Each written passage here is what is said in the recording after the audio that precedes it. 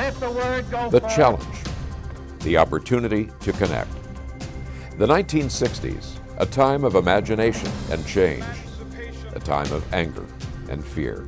The 1960s, a pioneering program called Challenge Good evening, ladies and gentlemen. that looked at our connections, our divisions, through the lens of shared values. For something real. 60 years later, we examine our divisions, our connections, our shared pains and successes in a new program called Challenge 2.0. In 1988, the U.S. Senate recognized the Iroquois Confederacy of 5 Native American tribes as a core foundation of the Constitution and our political system. That confederacy was founded in 1142 and has been recognized as the oldest living participatory democracy on earth. It ended a long, costly, and destabilizing period of conflict among those tribes. In this episode of Challenge 2.0, we'll learn of a new wisdom sharing, this by Pacific Northwest tribal leaders, intended to reset our ongoing period of conflict within ourselves, between each other, and our home planet. Well, we'd like to welcome in this program Kurt Russo. I should say Dr. Kurt Russo. You have a PhD in history from California. You are also the co-executive director of CICILA, and I'm not going to explain this as well as you would, but CICILA is the organization that's largely behind this. Is that correct? Yeah. Let's talk about the origin of this book in the spirit of right and respectful relations. Your name is on the cover. It says it's told to Kurt Russo, but you've emphasized when we've talked before, this is really a collaborative work. Can you give us the backstory of what led to this? How far back? In the beginning. Beginning. Let's go back to to a couple of years ago when I believe there were some meetings that ended up culminating in this book. That's right. There were some meetings that took place, and at one meeting, it was decided there should be we should get together and talk about this situation that we find ourselves in, about what does it mean to be human. Mm-hmm. So we gathered on Orcas Island on a friend's farm, Mm-hmm. and for 5 days they talked. And we being? Well, I can't give names away. Okay. And that's deliberate. We Okay. don't. But the reason J. Julius wrote the foreword is he was a witness. Yeah, they were there. Okay. But in this book, you will not see a quote attributed to any of the speakers, Right. and that's deliberate. So we had that, and as they were talking, I turned on my computer and recorded everything. Everything. All 4 days, 4.5 days.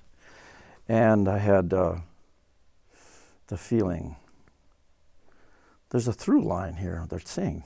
Mm-hmm. So the through line was right and respectful relations. This is all they were talking about Mm-hmm. in various ways. And I list 7, but many. But to your question, it was J. Julius's idea Mm-hmm. to add in the spirit of. Originally, it was expressions of, because he and the others said, we were all gathered in the spirit of that. So it was one of those things where the space between us was, and I'm speaking, I know this is hard to follow, but the space between us was infused with the spirit Mm-hmm. of right and respectful relations. And we gathered that to ourselves on those 4 and 5 days. And it was given expression in 800 pages, single-spaced, which I then went through several times. And I listened and I listened and I listened and I listened. I said, oh, man. Let's see, now they're talking, there's nature, and I identified 7 areas where, and it wasn't chronological. Mm-hmm. They would dip in and out of these topics, right? So I had to sort of ride the tiger and find out, Reknit those. And so I would make, okay, when they're talking about nature, I'm making that green. When they talk about history and the law, I'm going to make that yellow. So I color-coded. Then I took the color codes and I bundled them. Mm-hmm. And then, so I had, when they're speaking of that topic, it's all in one place. And then I spent 6 months writing it up. As I've read this, and I've read this a couple of times, when we speak of right and respectful relations, the second part of the title, is respect something that must be earned in order for us to offer that to another part of life? Or is it something that we inherently owe other parts of creation, other parts of what shares this planet with us, simply by the fact that they have been given the gift of life? Both and. Okay. But to that I mean, and I thought about this question as I recall something you asked the discussants when they were at Seattle Town Hall in a similar vein. And I thought about this as I hear you ask that. And my first response is it's something that is owed to something that has earned it. And it's I think it goes to the issue of reciprocity. Mm-hmm. So it's something that isn't, and owed is a transactional term, it's not quite right, but it's an obligation to something that has earned that honorific. And by virtue of offering it, it comes back. Not always directly, and maybe not to you, but it comes back. And that reminds me so much of like the Lacknomish peoples, among others, of the northern Straits and south, and actually all over the Salish territory, are potlatch peoples. So you put up a potlatch to honor those who come, who have earned that honoring, and then they honor you back. So I think it's both and there's another dimension to it that I think is just in a different dimension entirely about the ceremonial side of that honoring is very different in nature than I think what people typically associate with I'm going to offer I'm going to honor with a ceremony. Example. Please. Now we're going to leave the Northwest for a moment. When I've worked with the Lummies until the year 2020, when I became director of Cecilia, but in the last couple of years that I was working with the Lummies, we had begun organizing. I was helping to organize. I wasn't the organizer, with tribal members. A journey out on the water in canoes. And the journey was to apologize to Salmon Woman. And by that I mean that exactly and literally. There is a way, and they were going to apologize. Why are they apologizing? It's not like that. They're going to apologize. Well, COVID hit, but word got out about that. So I got a call from the Chumash people, the area around Point Conception, if you're familiar with the Bay of that part of Seattle, or California. Yeah. And Point Conception is the gateway of all souls for the Chumash. There's a western gate and an eastern gate. Eastern gate's on the other coast. This is the western gate. And they said, we want you to come and do ceremony with us. Be with us in ceremony to honor Ocean Woman. We want to go and have a talk with her. So I went down, and I was accompanied by a very good friend of mine, traditional knowledge keeper of the Chemehuevis, good friend of the Chumash. We went to this little village, this strange little village. I said, this is kind of a strange little place. And this very tall, very thin man came out of a trailer, bouncing off the earth, it seemed like. He had head feathers on. And he said, he says, okay, line up here. And he looks at me, not you. You get over here. You line up here. And then he pulled out some hawk feathers and did ceremony. He said, no. You're going to go from here. He's talking to them, not me. You're going to go from here. You're going to go up to the sacred cave. And you're going to look for a sign from Ocean Woman that you can come out. So I was driving, and we're driving along, going up to this cave, and a red-tailed hawk comes out of seemingly nowhere and flies right in front of us. So it's flying in front of us and veers off to the right where the cave is. And the people said, okay, that's the sign. So we went back to Point Conception, where my mother's ashes were spread, coincidentally. And we're at this beach. Beautiful beach. It is extraordinary. And you can't go in until someone comes out. There's a maximum. So we're in this car. I'm in this car with, half a dozen Chumash and one Chemehuevi. Finally, we get waved in. So we get waved in, and we walk up to the beach where there's a log. And they set down their gear and their drums and stuff, and I notice no one is looking at us. It's like they're doing a ceremony here. And I turned to my friend and said, do they know we're here? He said, no. Okay. They don't know we're here. No. So they did a ceremony, and they went down to the water. I wasn't. They went down to the water, and the ocean clapped 4 times. And they came back, and they said, okay, she's ready. And that's when I left. So, yeah, there's a way of being in that spirit that is a different dimension outside. Maybe it's the spirit that drives the potlatch. I don't pretend to know that. But I know one thing, it's universal. And Jay would agree with me, and every Lummi I think that I know would agree. The spirit of right relations is not just an indigenous thing. I'm going to ask you a personal question here, and that is, you've been working with the Lummi since 1978, I believe? 78, yeah. What drew you to that? Because that was, we were talking a little bit, you'd been in the military. What drew you to make that change of direction, and what's kept you there? Well, story. I mean, the story. This story has always interested me. Just the story. There's a story going on. Not just this, there's a story. We're in a story. And I don't mean that in a flip way. I take it seriously. It's a serious story. And I find that, and the Lummis in particular, but I've also directed the Native American Land Conservancy, which is tribes down in California. At the same time I was working at Lummi. So I find universal there. They're just master storytellers. I mean, there are other masters. I consider you to be one.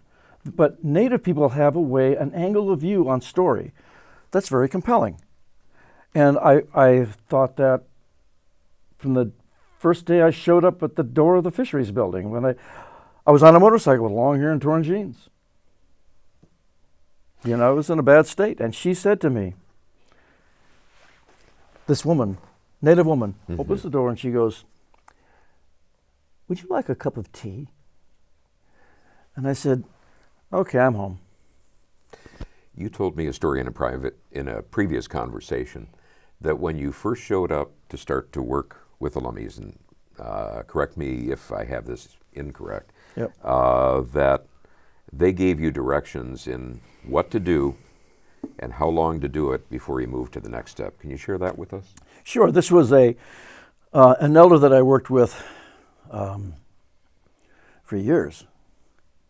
He was the uncle of the director of the planning office that I found myself in at the tribe.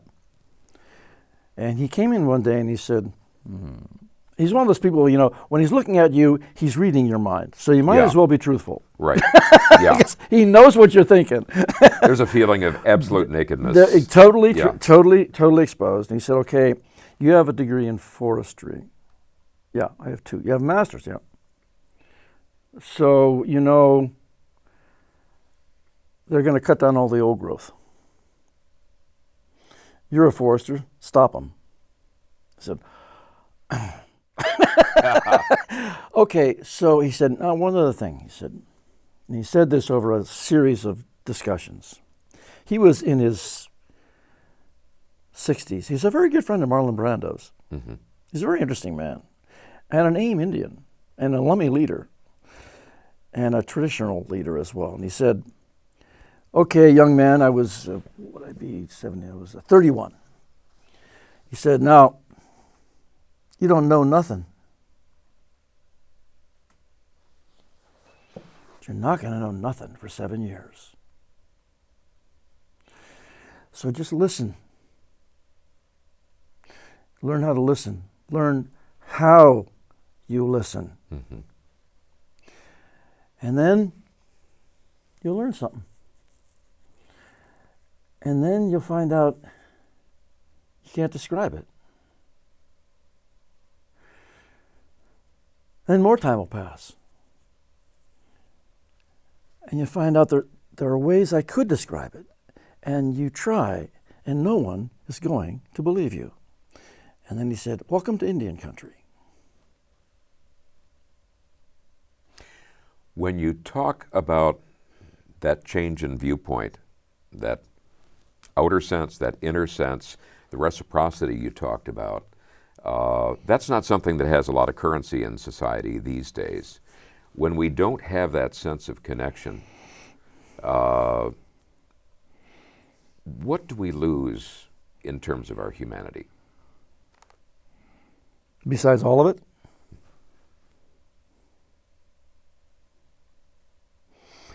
All of it. And I think what takes its place is increasing sense of meaninglessness and a desperate search to find it, Mm-hmm. a futile and desperate search to find it, except in the embrace of nihilism and banality. That in the extreme becomes a death wish. Mm-hmm. I think if we lose our ability to connect lives with each other, if we lose that ability to feel we are, in fact, in relation to others all the time, then we enter the world of anomie, anomic depression, nihilism, consumerism, materialism, commodification of all of that, I think, flows from not understanding that within our, Jay and I have talked about this, he's talked about it, I've listened to him. It gets to the question of what does it mean to be human? This Daniel Borstein, very famous American historian, wrote a 3-volume series called The Americans. He said the great myth of America is individualism. It's nonsense. Mm-hmm. We always have traveled in groups, we've worked in groups. That sense of it's me on myself, it's dog eat dog, that's it, is a vicious mythology that is perpetuated to the benefit of a few. Mm-hmm. But I need to add to that in my years at the tribe, I've worked with a team of anthropologists from the University of Washington and elsewhere called the Values Project. And we were out there to figure out how do worldviews talk to each other when they're different. So we measured worldviews. We spent 15 years measuring worldviews in corporate America, Indian country, and we came up with this insight. Whether you're talking about the people that run banks, Weyerhaeuser Company, Forest Service, wherever you go, the dominant orientation, what people know to be best, is to be in collateral relations with other people. It is absolutely unmistakable, but they're not. So this one psychologist who was one of the advisors goes, you know what I see? I said, what? I see schizophrenia. He said, you know what the word schizophrenia means? And I said, no, broken heart. America has a broken heart. And some parts of America. Now, tribalism is traumatized, but it's not broken. It's wounded, but it's not broken. But something about the American experience, how did he put it? It just needs a good cry. And that brings up an important question, and I know this was in the preparation for a program, and we referenced that at Town Hall.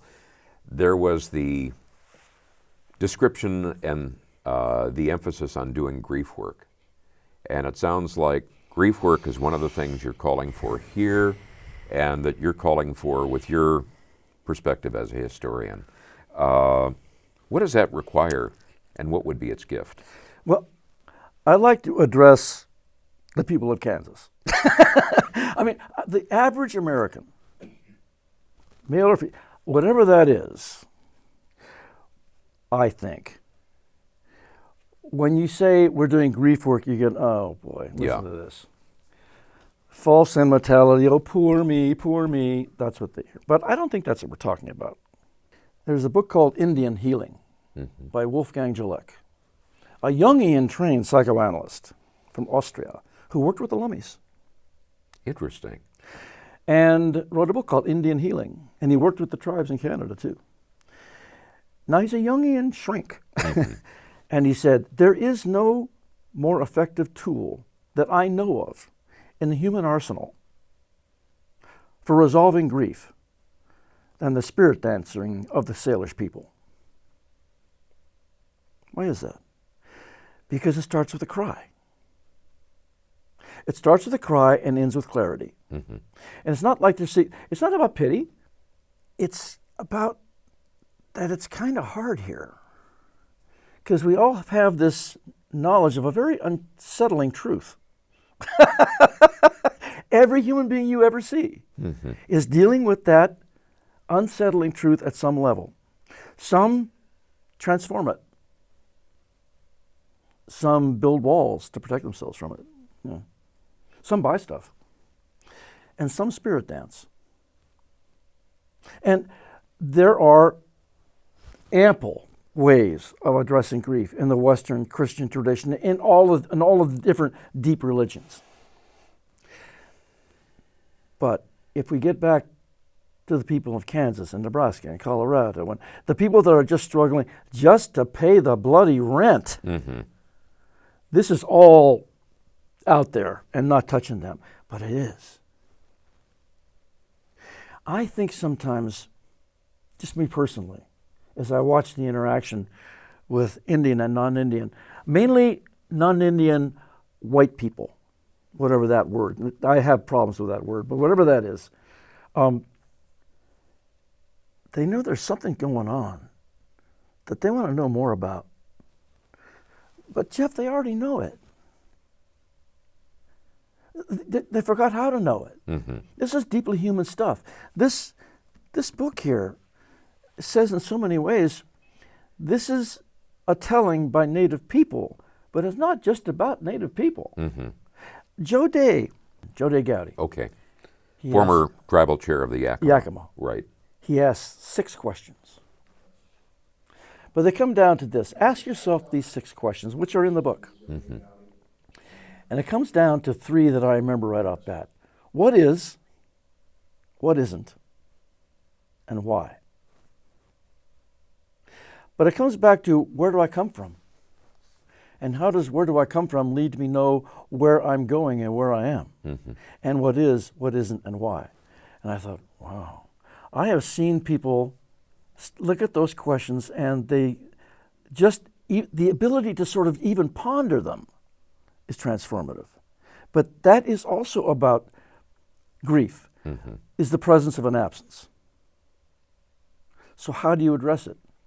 I'm not a grief expert, but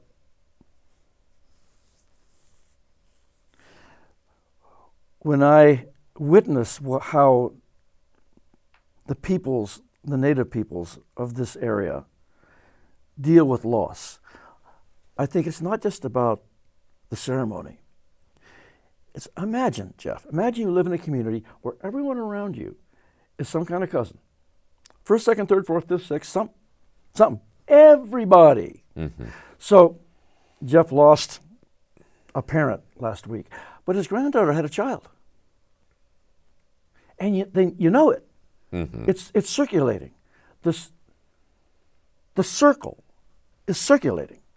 So the grief is easier to deal with because you know people die, people are born, and it's all going on inside your circuit. What I don't know is, I don't know if my third cousin just lost somebody. I have no idea. I don't know where they are. But I think that's what is so important about tribalism is not just knowing where you're from, but knowing who are your people. That's the first thing. You ever notice that? If you're hanging in a room and Native people are from meeting each other the first time, so who are your people? They don't say, hey, what do you do for a living? They don't ask that. Mm-hmm. Their world is relational. So say, so who are your people? And they search until they find an intersection. And they always do. And perhaps that issue of finding an intersection is one of the gifts, one of the many great gifts of this book. And I'm not surprised that there is more to talk about than we can fit into a single episode. So we're going to come back and continue this conversation in a second episode of Challenge 2.0. Will you stick with me for a little bit longer on that? Yeah, sure, yeah. So thank you very much for tuning into this episode of Challenge 2.0, and please join us next week as we continue this wonderful conversation with Kurt Rissua. Kurt, thank you so much. You're welcome.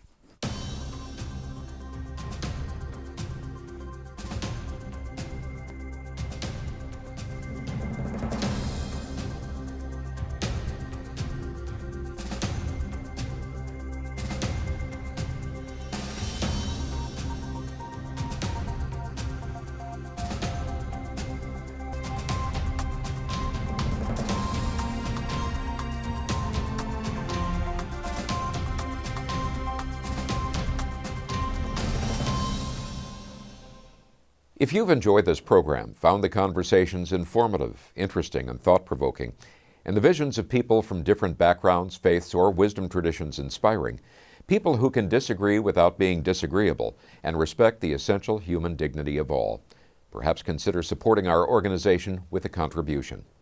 Your donation will not only support this program, but also the broader work of our nonprofit charitable organization, Paths to Understanding. Thank you.